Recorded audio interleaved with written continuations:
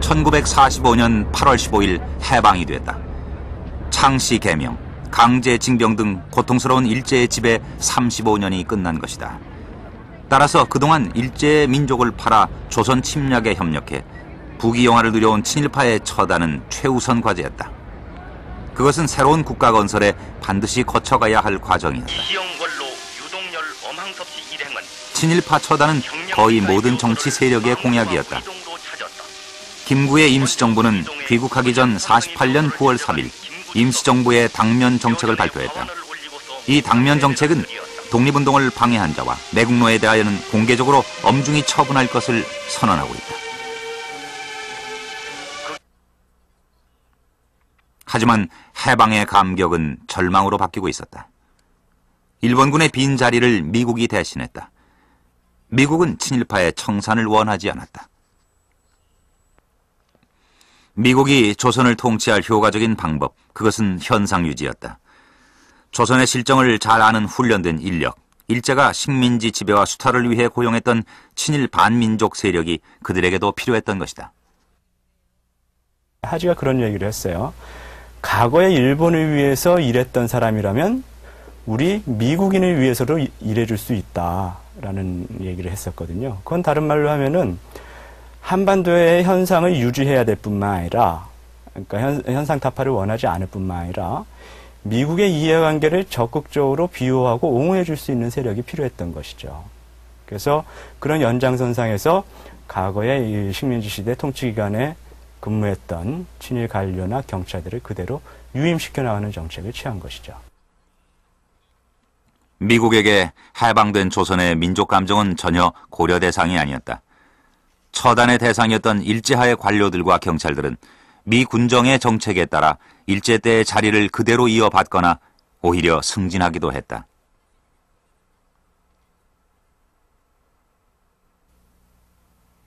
경찰의 경우 1946년 10월까지 임명된 서울 시내 10개 경찰서장 중 9명이 친일경찰 출신이었다. 특히 이들은 일제시대 독립운동가를 체포, 고문한 악질 친일파들이었다. 오히려 미 군정의 비호 아래 이들은 승진을 거듭하며 한국경찰의 핵심으로 자리 잡아가고 있었다.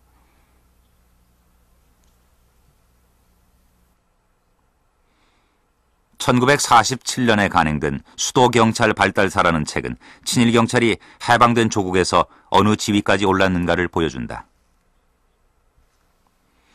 친일경찰을 치안기술자라며 옹호한 장택상을 선두로 친일경찰 최연과 노덕술이 2, 3위의 서열이다. 일제하 총독부 경찰 제도에서 조선인에게 허락된 최고의 직급인 경시까지 오른 최연은 경찰의 2인자인 수도경찰청 고문관으로, 독립운동가 고문으로 유명한 노덕술은 수도경찰청 수사국장이 됐다. 1946년 11월까지 미 군정의 경찰 간부 비율을 보면 경위 이상의 1157명 중 82%인 949명이 일제시대의 경찰 경력자였다. 경찰을 뽑았는데, 그런데 새로 선발된 경찰들 가운데 고위급의 7, 80%는 과거 일제시대에 경찰 전력이 있는 사람들이 그대로 유임이 됐고, 하급 관료들 하급 경찰 같은 경우에도 한 30%가량은 그 전에 이제 일본 일제시대의 경찰들이 그대로 유임하게 됐던 것이죠.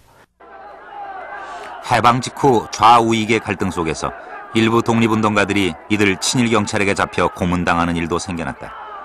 민족혁명당을 이끌었던 김원봉은 친일경찰 출신 노덕술에게 체포돼 수모를 겪기도 했다. 김원봉은 붙잡혀갈 당시 화장실에 있었는데 일제 경시 출신 노덕술이 그대로 수갑을 채워 장택상 앞으로 끌고 갔다. 김원봉은 장택상과 노덕술에게 그런 수모를 당하고 나에게 와 사흘을 꼬박울었다. 그는 울면서 여기서는 외놈 등살에 언제 죽을지 몰라 했다. 그는 48년 남북협상 때 김구와 함께 평양에 갔다 돌아오지 않았고 그 후 김일성에 의해 숙청당했다.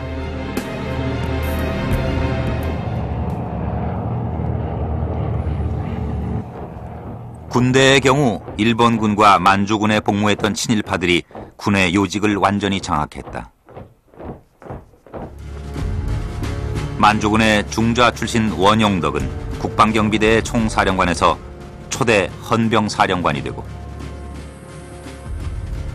일본 육사 49기인 채병덕은 국방경비대 제1대대장에서 육군 참모총장이 되고,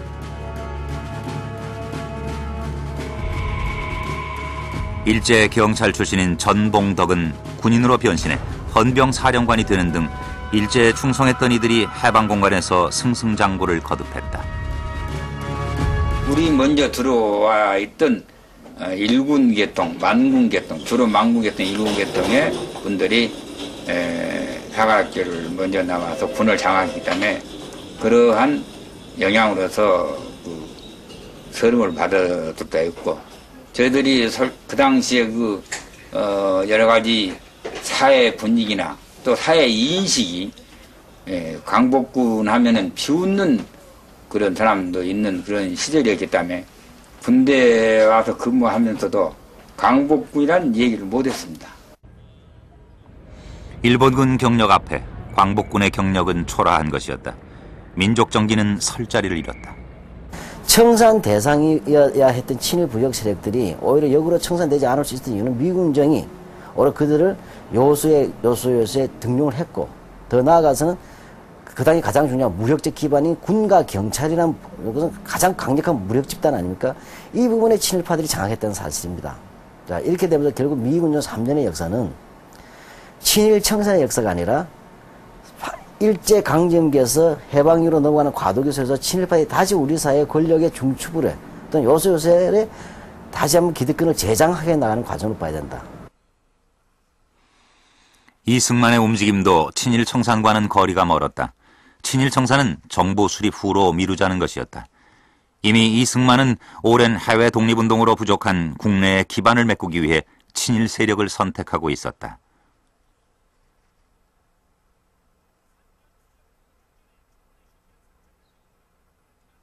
해방 직후 한국의 상황을 기록한 한 책에서는 친일 세력과 결합한 이승만의 모습을 이렇게 적고 있다.